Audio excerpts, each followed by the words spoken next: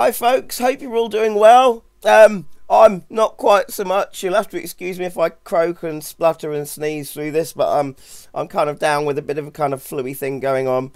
But I'll try and get through this. Anyway, if you're a Reiza fan and you're into Automobilista 2, then you're probably aware that we now have available to us version 1.3.5.0 of Automobilista 2. That is a beta build. It's the first time that Reiza have released a public beta. So the reason for that is that they've got for the new upcoming build, they've got a couple of new cars and a new track they want us to try out. And if we try them out in beta, it gives a little bit of time to give them some feedback whilst they're still developing it before the full release, which, and I could be wrong on this, but I've got a feeling it's going to be sometime this weekend. I'm not completely sure. But anyway, with that new build has come a new stock car, a new airfield track, and also this, the Formula Ultimate Gen 2, which of course is modelled on this year's 2022 Formula 1 season. And of course the new cars, as you can see, you've got Venturi tunnels going underneath here. They're ground effects cars. Yes, we've got that back in F1. Reduced drag from the wings, and therefore less dirty air behind the cars, so it allows for much closer racing. And of course you've also got these new covers on the wheels to help with aerodynamics and stop vortices coming off the wheels. Again, helps with drag reduction, things like that. Now, if you've been following the F1 season, let's just jump out of here, you'll know that the racing has been pretty close. It's been, well, the first race at least, there was some very exciting racing. But there have also been a few problems with these new cars. Now, I'm going to take it to Monza here just to show you something, because this is not going to be a full review of this new build. I'm just going to look at this car. Might do a full review of the build when it comes out. But I discovered something interesting about this car, so let's jump in and drive. We're going to go out on default setup with soft slick tyres. So it is brilliant, by the way. It's wow. It's really stuck to the ground. It's brilliant. So with the new cars, quite a few of the teams, if you've been following F1, have been experiencing problems with the cars porpoising or bouncing, if you like. Lewis Hamilton has struggled quite a bit with that in the Mercedes, I know. So what I mean by that, I'm sure you know what that means, is that as the cars get faster and they get sucked down towards the ground, the porpoising effect has been when the car gets too low to the ground, the air then can't squeeze through the gap, and the back end then raises back up again, and it causes a porpoising effect where the car sort of undulates and oscillates from front to back. Now, in the development of these cars, now as you probably know, the F1 teams are privy to very, very expensive, very high technical simulators, much more advanced than the commercial simulators available to us. And their simulators did not or could not simulate this effect. So the teams were not aware of this effect until they finally get out on the track for real. So you wouldn't expect, if, you know, I'm assuming, you know, simulators worth millions and millions of pounds, probably run off several computers, can't simulate that effect. You probably wouldn't find it in a commercial simulator like this one here. So I wasn't expecting anything like that. However, I've discovered something odd with this car, and I'm not really sure what it is, so I thought I'd make this video and see what you guys out there think. And by the way,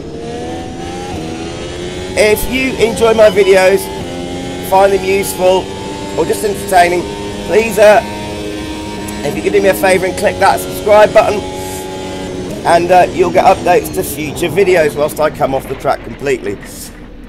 Because I'm ill, I'm blaming it on that, not the fact that I'm a totally rubbish driver, which I am.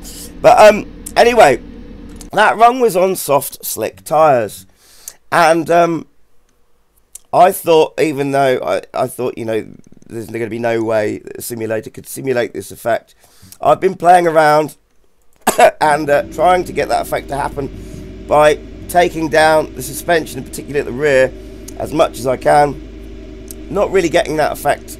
However, here's the thing. Watch what happens, and this only happens when you put the car on wet or intermediate tyres. Not so much with intermediates, but definitely on wets. Now, you didn't see porpoising there, or bouncing. Watch what happens just because I've selected wet tyres, which shouldn't make any difference to the ride height or anything like that. So I'm not quite sure what's going on here. Watch this. So we're on our wet tyre compound now. By the way, this car, Reiza have now introduced a new ERS system, and that is adjustable in car. You can go through several different modes. So you've got attack, balanced, build, off, and quali. So it's really good to have that in the car now. Right. That's besides the point. Let's have a look what happens when you go out with wet tyres on. Even though we're on a dry track. But you'll see what I mean in a minute. Or in a few seconds. Up into 6th gear. Now look! That is not camera shake or anything like that. The car is actually bouncing, and I think porpoising, because you can actually feel and hear, if you listen carefully, when I get onto it straight, and it's actually becoming a little bit hard to control. You can hear it and feel it grounding out. It slows the car down. So here we go. Oh, by the way, do you hear that beep? You've now got a new sound that lets you know when DRS is available, which is very cool indeed. And this is becoming a bit of a handful now. Right, we should really see it on the straight here. And it's bouncing like crazy, it's grounding out. It's affecting the revs. I'm having to be more careful on corner approach. But look, I'm going to show you on the replay in a moment. It's quite a sight. So my question is this just some sort of strange bug, or has Reiza actually found out how to model porpoising?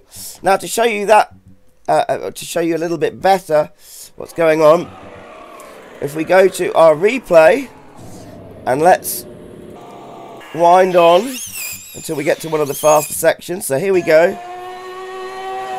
Now look at that.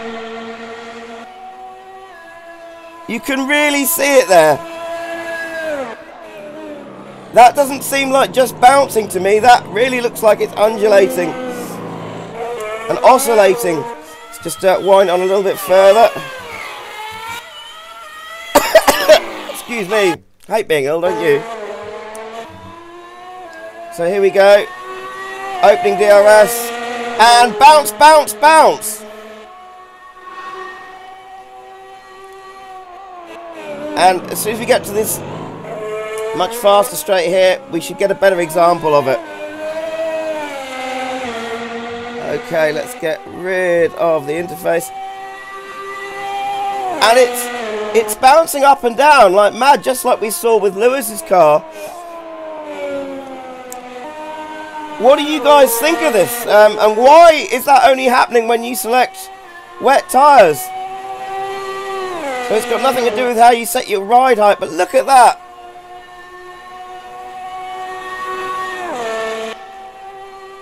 bouncing like crazy. Anyway, I just wanted to show you guys that. Thought I'd see what your thoughts are on that. And have you experienced this if you're trying the beta build? Anyway, that's all I've got time for at the moment. I think I'm going to go and have myself a hot honey and lemon as my throat's getting dry again. Thanks very much for watching. And as always, if you enjoy my videos, then if you want this channel to survive, do me a favor and hit subscribe. May seem like a small thing to do, but it enables me to make more videos for you. By hitting that button, you can help us thrive. Subscribe and keep this channel alive. Don't cost nothing, don't take no time. Come on now, keep this channel alive.